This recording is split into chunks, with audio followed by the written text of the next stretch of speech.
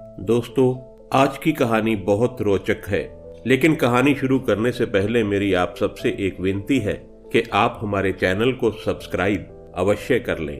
तो चलिए शुरू करते हैं आज की रोचक कहानी। एक भिखारी था। वह रेल में भीख मांगा करता था। एक बार भीख मांगने के दौरान एक सूट बूट पहने सेठ जी उसे दिखाई दिए। उसने सोचा, ये व्यक्ति बहुत अमीर लगता है, इससे भीख मांगने पर जरूर अच्छे पैसे मिलेंगे। वह सेठ जी के पास भीख मांगने लगा। भिखारी को देखकर उस सेठ ने कहा, तुम हमेशा मांगते ही रहते हो, क्या कभी किसी को कुछ देते भी हो?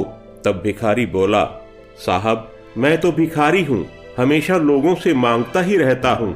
मेरी इतनी औकात कहाँ कि मैं किसी को कुछ दे सकूं। तो सेठ जी ने कहा, जब किसी को कुछ दे नहीं सकते तो तुम्हें मांगने का भी कोई हक नहीं है। मैं एक व्यापारी हूँ और लेन देन में ही विश्वास करता हूँ। अगर तुम्हारे पास मुझे कुछ देने को हो तभी मैं तुम्हें बदले में कुछ दे सकता हूँ। इतने में स्टेशन आ गया जहाँ पर उस सेठ को उतरना था। वह ट्रेन से उतरा और चला गया। इधर भिखारी सेठ की कही गई बात के बारे में सोचने लगा। सेठ के द्वारा कही गई बात उस भिखारी के दिल में उतर गई। वह सोचने लगा कि शायद मुझे भीख में अधिक पैसा इसलिए नहीं मिलता क्योंकि मैं बदले में किसी को कुछ दे नहीं पाता, लेकिन मैं तो भिखारी हूँ, किसी को कुछ देने लायक भी तो नहीं हूँ। लेकिन कब तक मैं लोगों को बिना कुछ दिए केवल मांगता ही रहूंगा? बहुत सोचने के बाद भिखारी ने निर्णय लिया कि जो भी व्यक्ति उसे भीख देगा तो उसके बदले में वह उस व्यक्ति को कुछ जरूर देगा। लेकिन अब उसके दिमाग में ये प्रश्न चल रहा था कि वह खुद भिखारी है तो भीख के बदले में वह दूसरों को क्या दे सकता है।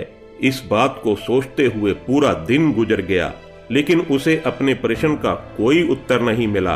दूसरे दिन वह जब स्टेशन के पास बैठा हुआ था तभी उसकी नजर कुछ फूलों पर पड़ी जो स्टेशन के आसपास के पौधों पर खिल रहे थे। उसने सोचा, क्यों ना मैं लोगों को भीख के बदले कुछ फूल दे दिया करूं।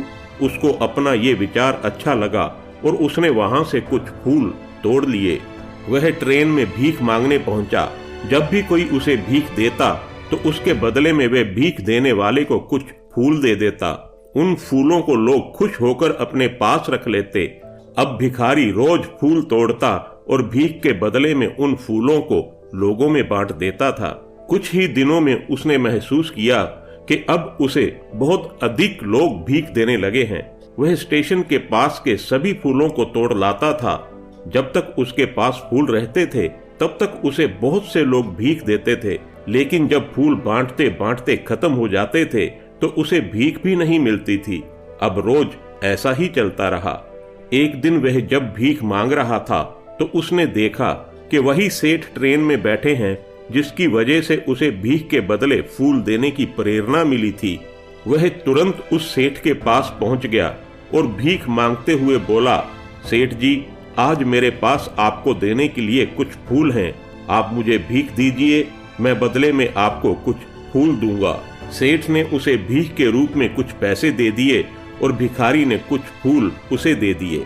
उस सेठ को ये बात बहुत पसंद आई और सेठ ने कहा, वाह, क्या बात है, आज तुम भी मेरी तरह एक व्यापारी बन गए हो। इतना कहकर वह सेठ स्टेशन पर उतर गया, लेकिन उस सेठ द्वारा कही गई बात एक बार फिर उस भिखारी के दिल में उतर गई। वह बार बार उस सेठ के द्वारा कही गई बात के बारे में सोचने लगा और बहुत खुश होने लगा। उसकी आंखें अब चमकने लगीं। उसे लगने लगा अब उसके हाथ सफलता की वह चाबी लग गई है जिसके द्वारा वह अपने जीवन को बदल सकता है।